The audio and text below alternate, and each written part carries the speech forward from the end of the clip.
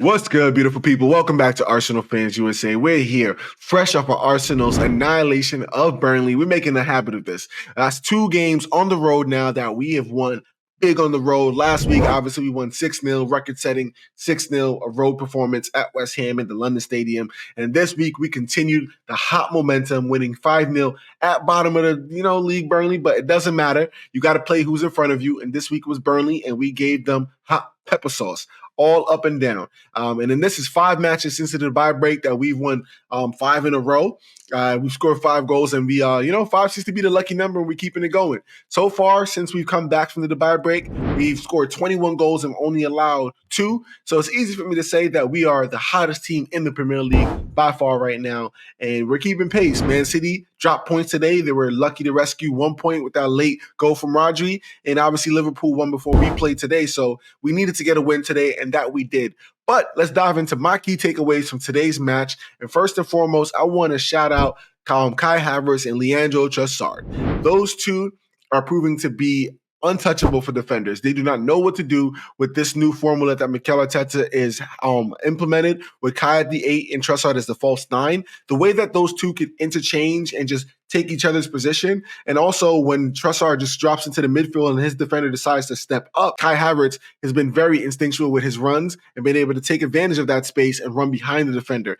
How many times have we seen in the last few matches now Kai in space, 1v1 versus the goalkeeper, and this week, he was able to put it in the back of the net with his weak foot. Kai Havertz and Leandro Trossard, that combination is proven to be unstoppable. And if you don't decide to step up and, engage Trossard, who's making us have an advantage in the midfield, we're going to have that box midfield that's going to easily allow us to play around teams and continue to hold the ball, keep them pinned back, and continue the pressure, which we've been seeing in the tune of 11 goals in 2 matches. So hopefully see more of this. I feel like just something about the Trossard-Kai chemistry is a little bit better than when Jesus is there. I think Trossard maybe just stays in that 18-box yard area a little bit more, which allows for Kai to take advantage of the space that he creates and get numeric advantages. Plenty of times in the match, we were playing 4 up top with Martinelli far left, Bukayo Saka far right, and Havertz and Trossard up there at the top of the line. So I hope to see more of it because it is proven to be a game changer versus teams that are trying to sit back and play those low blocks against us. Moving on to my second key takeaway, the entire team is a goal-scoring threat. Yes, I said it. We have 14 different players in this current Arsenal squad that have scored a goal in the Premier League. And 8 of them have at least 6 goal contributions. That's goals and assists so far between their name. Right now, we don't have a prolific striker, but we are a prolific team.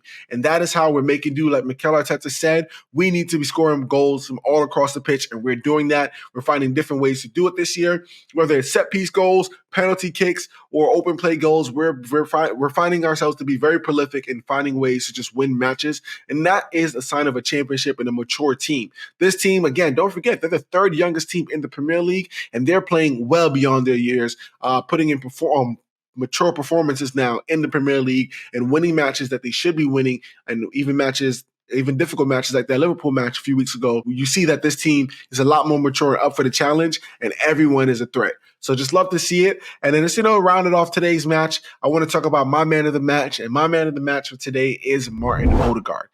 There's no surprise to me that our attacking form has quickly transformed, with his form transforming as well.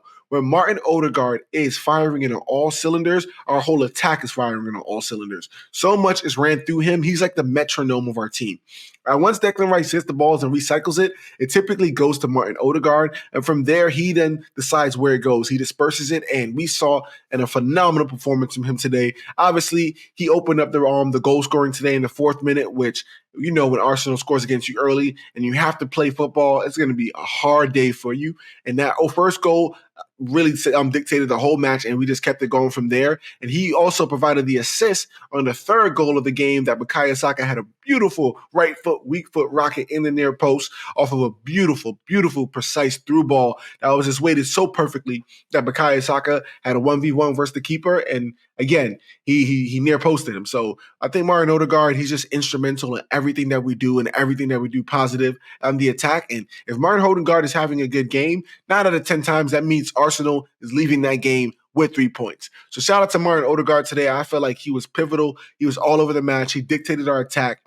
He had a phenomenal goal with that first touch off of Martinelli's pass, and then the rocket in the near post with the beautiful technique. So Martin Odegaard, I feel like he was the man of the match today. To be fair, there was a lot of great performances today's match, but Martin Odegaard for me takes the cake.